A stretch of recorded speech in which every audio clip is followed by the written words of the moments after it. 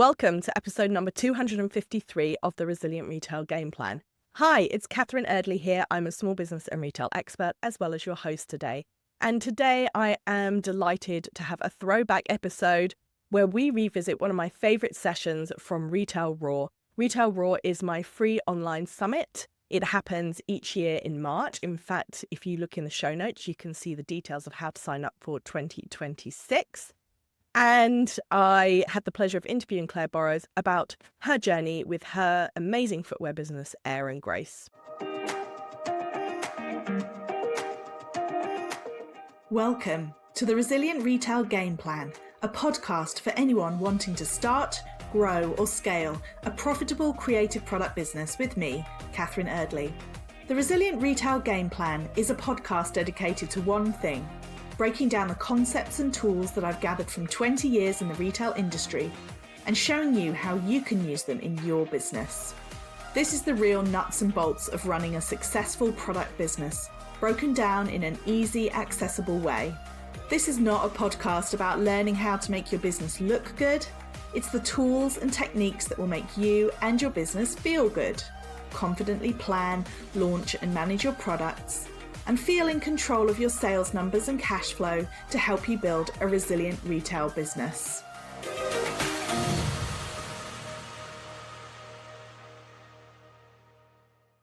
Claire, thank you so much for joining us at Retail Raw. I'm really excited to chat with you today. Do you want to start us off by introducing yourself and your business? Hi, Catherine. Thank you for having me here. Absolute pleasure. I am Claire Burrows and I'm the founder of Air and Grace. Air and Grace is a women's footwear brand, direct consumer, online only, and we basically combine comfort and style. So they are the shoes that you love to wear as well as the shoes that you want to wear. And we do all of that sustainably and responsibly with manufacturing in small batches from Europe. Amazing. And I know so many people watching, I'm sure, are very familiar already with Air and Grace and absolutely love your shoes and how comfortable they are. You started it from your kitchen table, which, you know, is a phenomenal achievement. So can you tell us a little bit more about your decision? What made you decide to start? What's the story? So yeah, basically I have been in the footwear industry for coming up to 30 years. Wow. So yeah, it's my background. I've always worked in kind of like buying, design and product development for big brands, ranging from Kurt Geiger to FitFlop. And I kind of got to the point where I had a burning desire to fulfill what I saw as a gap in the market, which was about comfort shoes that you actually want to wear. It's kind of like we're all busy, we're all running around town, and we don't want to spend a day in shoes that make us feel miserable. And, so many times I'd be kind of seduced by a pair of gorgeous looking shoes that I'd want to buy them. I'd be really excited about them. I'd put them on for the first wear. And by the time I got to the train station, I regretted it. And I realized I had a wardrobe full of these amazing looking shoes that I just never wore. And the ones that I wore and came back to over and over again were the ones that were comfortable, that didn't let me down, that, stood the pace of the day with me. So I kind of thought, well, look, there's a gap here because, there are amazing, what I call traditional comfort brands, which are aimed at an older market, I'd say, and the styling for me wasn't there. And there's lots of amazing fashion brands, but like I say, it's hit and miss whether they're going to be comfortable or not. And therefore, to me, those were the ones that I was wasting my money on. So I found this, the gap in the middle that I wanted to bridge with Air and Grace. And that was very much about it being comfort plus style plus quality and all done responsibly. Kind of like just took the leap of faith and started small, as you say, from my kitchen table on my own with nothing but an idea and no idea how to run a retail business myself or online or marketing. And, going back then, it's over 10 years. I thought we were going to be a wholesale business. And then obviously it's kind of like, the boom of internet was starting to happen and stuff like Shopify happened where you could actually create your own website yourself without lots of money and a developer. And I kind of pivoted. I started out thinking I was going to want to get into stores. And then I ended up saying, no, actually, what I'm going to do is to start a D2C business. Amazing. And out of curiosity, what was your first shoe? What was the first shoe that you designed? So the first shoe I designed was a ballerina pump. Oh, okay. And that was because ballerina pumps are known to be not very good for you. So Yes. I essentially put a trainer insole inside a ballerina pump. And then basically we patented that insole, and it's called Tender Loving Air. And it's still what we include in our shoes today. And did the name come to you immediately? Because I think the name's fabulous. It works so well on lots of levels. The brand name, Yes. well, it was a brand name and Tender Living Air. Both were in collaboration with my amazing friend. Panna Rose is the MD of a company called Our Design Agency, ODA, and her business partners took me on as their very first client. Wow. So she'd done the same thing as me. She had an amazing background in branding, and jumped off the corporate kind of ship and started her own business. And we collaborated together on the name and the branding. And funny story about it is that we were really stretched for a name. We were coming up with lots and lots of ideas, and we just couldn't really think of anything. Nothing really resonated. So Panna put me under a deadline and said, right, by the end of today, we have to have a name because we've got to start. We can't hold up on this any longer. Yeah. And we were on the phone, and I had bad reception in my home. And Panna said urban pace, and I heard air and growth.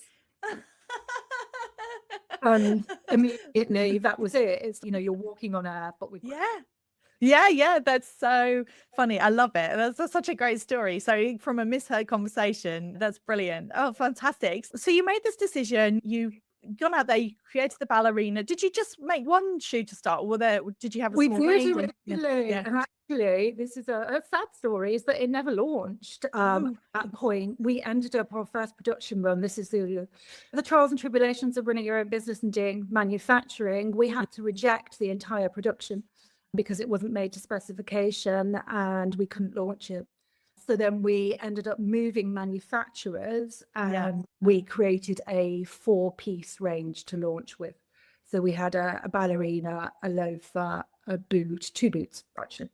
Okay. And that's what we eventually launched with. So all of those incorporated the Tender Living Air comfort footbed. I've got it. So I'm sure anyone who's dealt with manufacturing will be heartened to hear that you overcame because it can feel, I'm sure it felt when you had to reject the whole production run, it almost just feel like, oh, this is just insurmountable. Absolutely devastating. Yeah. And we'd already paid 50% of it as well. We were lucky that we could survive that. A lot of businesses that would have been the end, but we did manage to pivot and find another manufacturer who was much more understanding and cooperative. And, that's something that is critical to any business, is to have great suppliers who really share your vision. And that was one of the hardest things in the beginning. Wow. Yeah. And you mentioned also at the beginning, we talked previously about the kind of start of the business, and you talked about how important the feedback was from customers, especially at the start. I mean, I know you obviously you have a very engaged community now, but can you talk us through what happened when you put your shoes in front of customers and what changes you made as a result? Again, I'm sort of going back like 10, 11 years. So online just wasn't such a clear route to market back then. So, I started the website, but driving traffic to the website, I didn't have a clue. We were lucky if we got 20 hits a day, but we were still selling. This was the thing. We were like, our conversion rate back then, I'd love that now. But it's, so I took the decision that what we needed to do was get out there. So we did consumer event for the first year or so, and, got ourselves in front of customers and essentially did a test and learn job. Everyone talks about test and learn online and digitally. We did it in real life, physically. I remember selling the first pair and I was just absolutely elated because this lady put them on. And she was just jumping up and down saying, oh my God, these are so comfortable. What have you done? It's amazing. All like 18 months of hard work and, taking that leap of faith to actually see in reality that somebody actually appreciated what you'd done. That meant everything. And we had a really great first run when we did that first show. That was for a week. So that infused me. And from that, like I say, nothing like getting first-hand feedback from real life customers. And they were giving us lots of ideas of like, can you do this colorway? We'd really like to see a trainer, like lots and lots of stuff that we could actually really tangible that we could take and actually develop into the range. So yeah, invaluable. And, to this day, still, we read the reviews. We have a great customer service manager who feeds back all the amazing comments that we get. Social media, we put out every season. We'll say, what do you want to see from us? We just post a blank piece of paper and say, tell us what to fill in. And our reviews on Trustpilot, I am very happy to say we are 4.8 stars out of 5. And that is just amazing for us. Like, we really appreciate everyone who leaves a review, and we take it all on board if there's positive or negative feedback, because that's how you learn. Yeah, for sure. And I love how you went out there, you met the customers, and you really listened to what they said. Were you surprised when people said trainers? Because obviously you'd started off with this idea that it was about the shoes that looked good, but that maybe weren't so comfortable. But you say you were surprised, Yeah. and now of course It wasn't on the trainers are roadmap. Yeah. Yeah. And now, it's kind of like 50% of the business. But our thing was always like, our proposition was, we are shoes that feel like trainers. So they're shoes with trainer technology inside. Yeah. So for me, it was like, trainers that feel like trainers. No. But the trainer trend was just so massive that we couldn't ignore it. So we did it in our way. So it's not done in a sports way. It's done in a lifestyle trainer way. So, we're still using premium levers. They're leather lined, so you don't have that thing of, the icky kind of like synthetic linings that'll eventually smell. We've got our Tender Loving Air footbed in there, which is layers and layers of amazing recovery and memory foams that are the absolute best that you can get. They're the best quality, best spec. So that means that they feel ultimately comfortable as a trainer, but they're smarter. It's a smarter look. It's the sort of trainer you can wear to an office. Yeah, and also I personally find that a lot of these trainers that aren't, obviously not actual like sports shoes, but a lot of them are super uncomfortable. Yeah, they are, because it all comes back to the technical spec of like this footbed that we put in. It's expensive and it's handmade, but it's the only way to do it, which is why we patented it, because it is layers and layers of this foam. But it's an expensive foam, so if brands normally will only use something like that sparingly, we've got the whole thing made out of it. It's a whole wedge. I don't do things by halves. And I'm sure that's played a big part in the returning customer rate, and just how you've got people who buy lots and lots of pairs of your shoes because of that reason. Yeah, we get amazed. You'll get messages from people saying, it's my 8th pair. And, that for us is just incredible that people have kind of come on the journey with us of, we started out with a very small range. And even now, we've not got the biggest range. We just edit. We do what we do, and we do it well. We don't give like every option of something. We'll go, what is the Mary Jane that we want? What is the boot that we want? And we look at how they're worn. What's going to be the best sort of like value for money on those, because our shoes aren't cheap, but they are very well priced for what they are, where they're made, the content that goes into them. But we want them to have a timeless element to their design and their longevity, so that if you do invest in a pair, and it goes right back to my very beginning of a wardrobe full of shoes I never wore, they will be the shoes that you wear over and over again, and you'll be able to wear them from season to season, because we don't do fast fashion fads. We're not about being really trend driven. This is about good shoes that will stand the test of time, but always look contemporary. They're always going to look on trend, but they're not fast fashion fads. Yeah, amazing. So you've been going for 10 and 11 years. What have been some of the biggest pinch me moments as you've gone along the journey? Oh gosh, many. It's great when you get a pinch me moment, because it makes all the hard work worthwhile. Obviously, seeing people wearing your shoes, whether that's in the street. I've been tapped on the shoulder at London Bridge Station a few times where people say, "You're the lady from Era Grace." So that's amazing when people you see them out in the wild and people say they love them. Yeah, so that means everything. The other end of that, seeing amazing women celebrities wearing them, like Helen Mirren was a real pinch me moment. Wow. Cotton Alison Hammond's wearing our boots at the moment and looking amazing in them. So yeah, like a real wide range of women. That's always great to see. We've been lucky enough to win some awards and competitions. I won right at the very beginning a competition with the Metro newspaper looking for sort of like consumer brands of tomorrow. And that basically gave me investment as well. So that enabled me to be able to do my pivot and say, so going from being able to my first kind of wholesale, we wouldn't have needed as much cash. But then, having to pivot to buy your own stock with footwear is very expensive. Yeah. Oh, shoes are expensive anyway to buy. And then on top of that, you've got to buy minimum quantities. You've got to do all the tooling. There's a huge investment in footwear. And then you've got all the sizes as well. So, we needed cash to be able to actually buy that stock.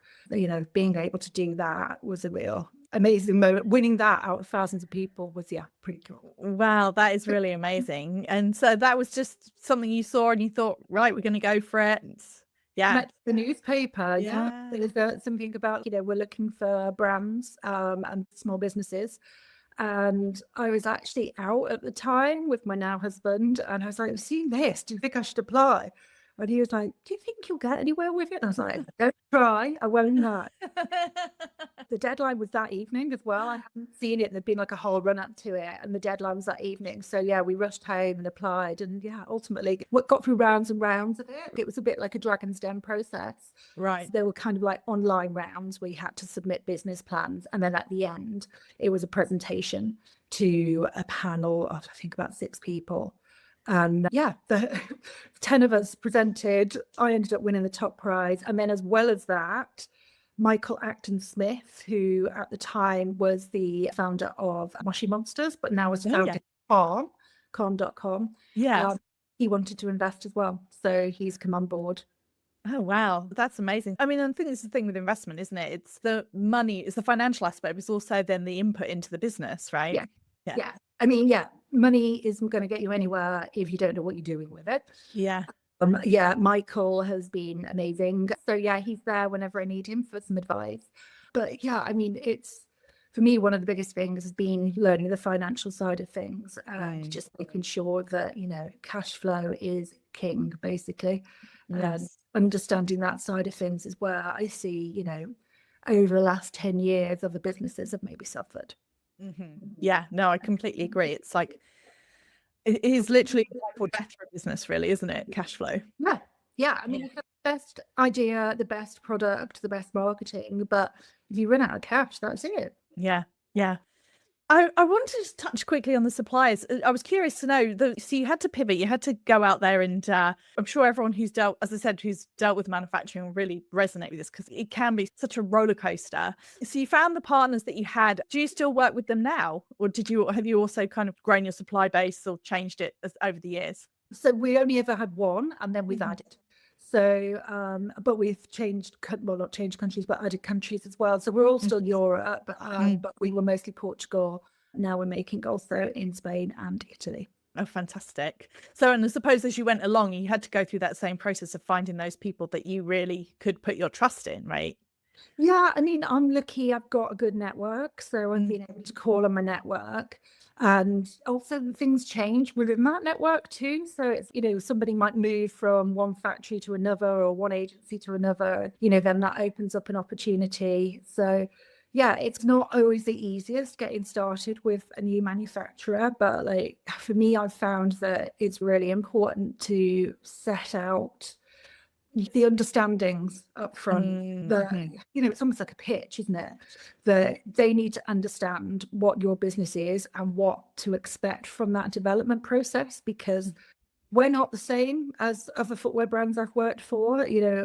Generally I've worked for brands that have been a bit more into sort of fast fashion. When I fell out of love with that, I realized that wasn't something I could do any longer, and I wanted to put a lot more into the quality of the shoes and the development of the shoes, and that takes time. We will sample more than other brands do, and we wear trial, and we will iron out as many problems as possible through that process to ensure that when the shoe launches, we've taken the pain for you, basically, literally, just a simple thing like moving a seam on the inside of a shoe can make the hugest difference to whether that shoe is going to rub or not.